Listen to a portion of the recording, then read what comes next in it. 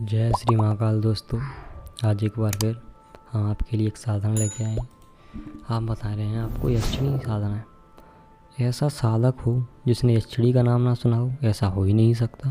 पर आपको पता है यक्षिणी क्या होती हैं, यक्षिणियों को कितने प्रकार होते हैं, यक्षिणियों को कौन कौन सी यक्षिणियाँ किस किस काम के लिए होती हैं। तो चलिए, हमारे वीडियो का यही उद्देश्य है कि आपको बताएं कि यक्षिणियाँ होती क्या हैं। यक्षिणी साधना का एक बहुत महत्वपूर्ण साधना है। एक साधक के जीवन में बिल्कुल वैसे ही होती है जैसे कि गृहस्थ के जीवन में नारी। सुनने में यह भी आता है कि यक्षिणी साधना या परी साधना साधन को धन धान्य से भरपूर रखती हैं, उसकी वासनाओं की पूर्ति करती हैं। यही वजह है कि बहुत से साधक लोग यक्षिणी साधना के पीछे पागल रहते हैं। हम उसके बारे में जानकारी देंगे।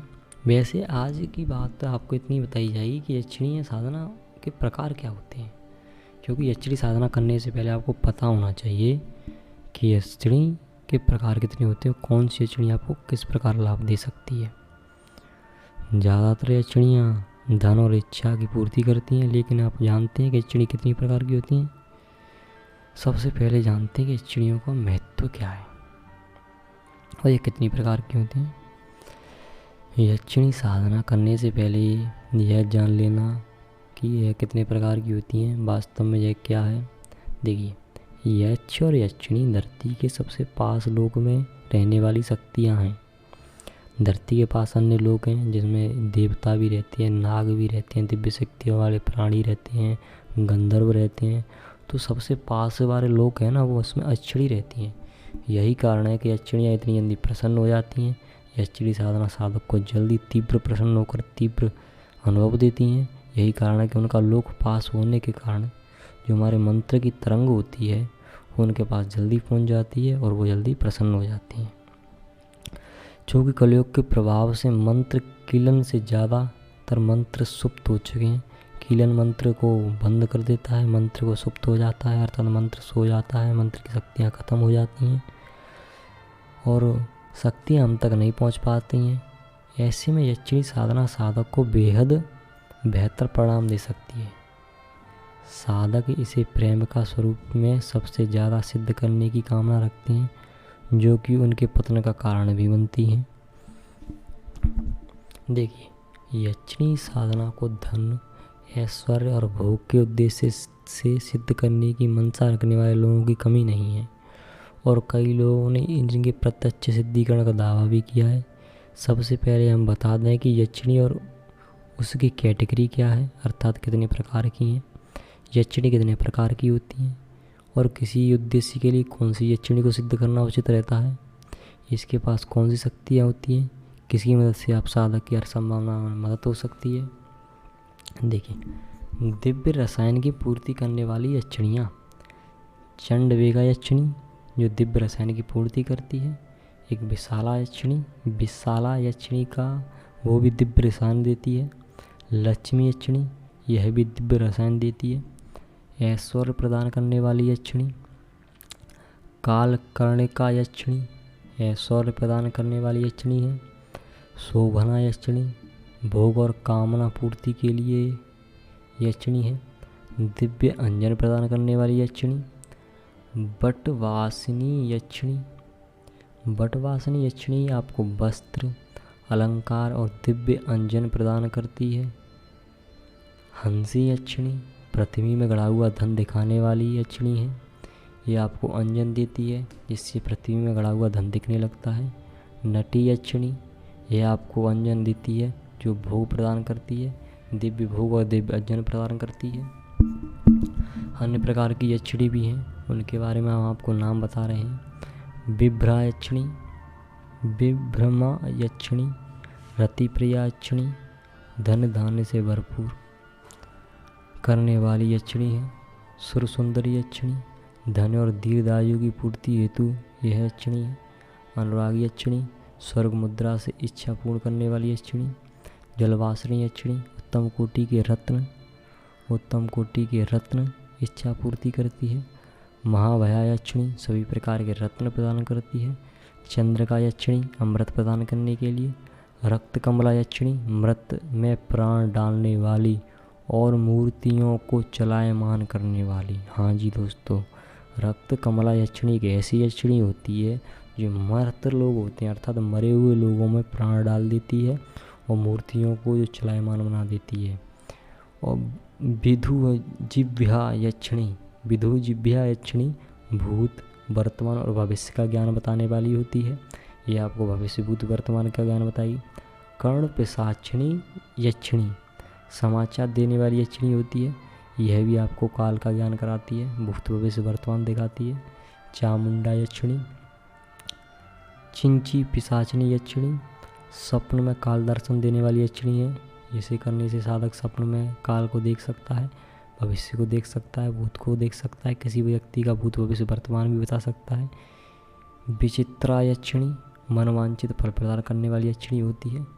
भगिनी यक्षिणी दिव्य भोग और दिव्य रत्न प्रदान करने वाली यक्षिणी होती है।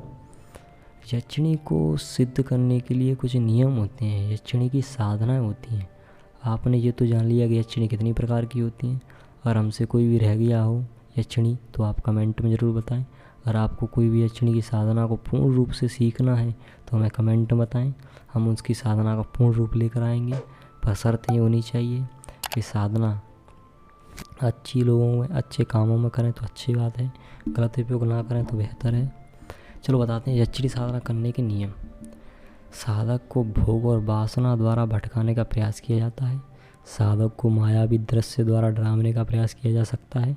इसलिए साधक को कुछ नियम होते हैं जिसकी कड़ाई से पालन करना अति आवश्यक है।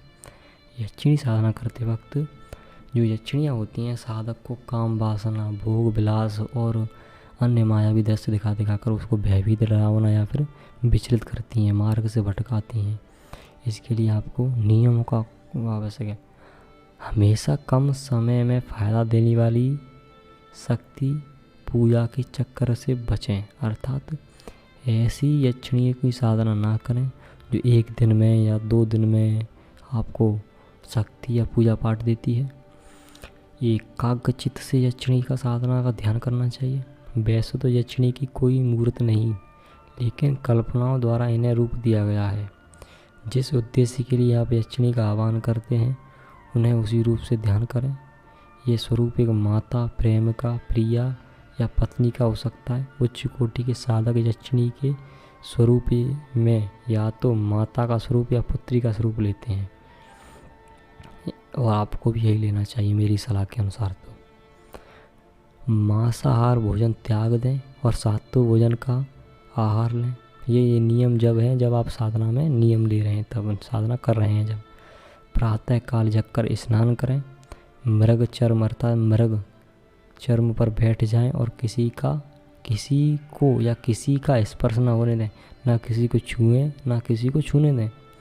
एकांत में जाकर मंत्र जप करें जब तक यक्षिणी प्रकट न हो जाए।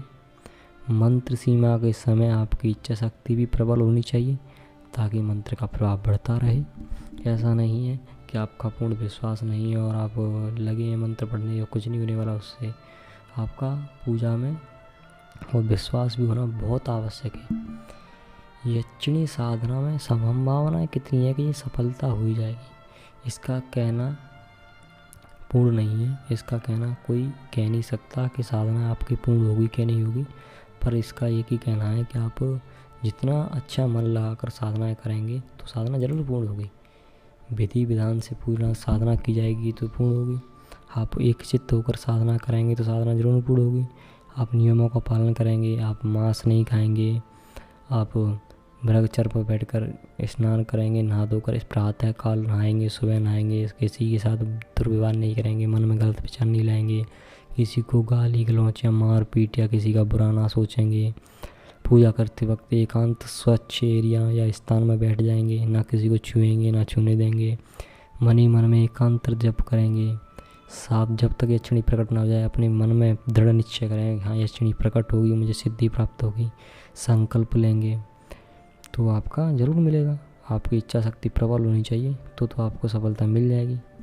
अगर आपकी नहीं है तो हम कह नहीं सकते कि आपको साधना कब तक मिल जाएगी। इसका कोई नियम नहीं है। कोई कहता है कि किस दिन की साधना है तो किस दिन में मिल जानी चाहिए, वो बहुत से साधकों को नहीं मिलती है, तो उनका यही परिणाम होता है कि या तो उन्होंने नियम नहीं माने हैं या उनकी इच्छा शक्ति दृढ़ नहीं है।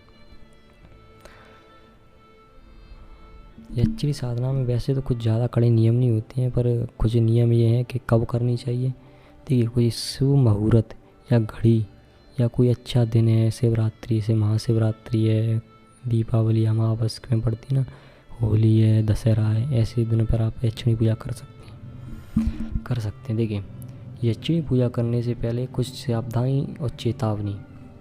अगर आप बगैर किसी सुरक्षा कवच के साधना करते हैं तो आपको जान का खतरा हो सकता है, क्योंकि जितनी यक्षिणी शुद्ध, सुशील और सुंदर स्वभाव की होती हैं उतनी ही वो खतरनाक भी हो सकती है, क्योंकि आपका मंत्र जप के प्रभाव से पहले यक्षिणी साधक को डराती है, धमकाती है, वो मारने की कोशिश भी कर सकती है, जिससे साधक का दिल हार्ट अटैक या फिर सदमा लगकर साधक की मौत भी हो सकती है। इसीलिए यक्षिणी साधना करने से पूर्व या फिर कोई भी साधना करने से पूर्व अपना सुरक्षा कवच अवश्य बना लें। इत्र की खुशबू से जिन्नात भी आकर्षित होते हैं, क्योंकि आप जब साधना करते हैं तो नहा धोकर तीव्र होते हैं और यक्षिणियों के अनुसार अपना शरीर पर इत्र वगैरह भी लगाते हैं। इसीलिए यक्षिणी के अलावा इत्र से जिन्नात, भूत प्रेत, मसान आदि भी आकर्षित होते हैं, वो आपको नुकसान पहुंचा सकते हैं। इसीलिए इस साधना को करने से पहले साधना कवच या सुरक्षा कवच बनाना चाहिए। ज़्यादातर तो गुरु के मार्गदर्शन में करें, सुरक्षा कवच दोनों तैयार रहें और साधक सावधानी बरते तो बेहतर है। इसीलिए साधना से पहले गुरु का मार्गदर्शन और सुरक्षा कवच दोनों के लिए तैयार रहें और साधना की सावधानी बरतें। देखिए, जिस किसी ने भी सुरक्षा कवच, जो नए साधक हैं वो सुरक्षा कवच नहीं जानते बनाना, तो मैंने काफ़ी प्रचंड सुरक्षा कवच की वीडियो डाल रखी है जो सभी प्रकार की साधनाओं में पूर्ण होती है। सुरक्षा कवच में लाभ देता है, इतना तीव्र सुरक्षा कवच है कि कोई भी उसको अभी तक भेद नहीं पाया है।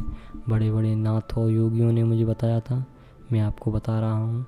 ये इतना तीव्र सुरक्षा कवच है कि इसको भेदना इतना कठिन हो जाता है कि कोई भी कितना भी बड़ा जिन्न, मसान, भूत, चुड़ैल, डाकनी, साकनी और कितनी भी तंत्र की विद्याएं, कितना भी कोई भी टोने टमने, काला जादू, तांत्रिक, वशीकरण, कोई भी कुछ भी करे, यह टूटने वाला नहीं है। इतना मजबूत सुरक्षा कवच है कि आप इसको सीख गए या सुरक्षा कवच को आप पूर्ण बांध लोगे तो आप कहीं भी जा सकते हो, आप शमशान में भी जाकर कुछ भी कर सकते हो, तो कोई भी आपको टच नहीं कर सकता है।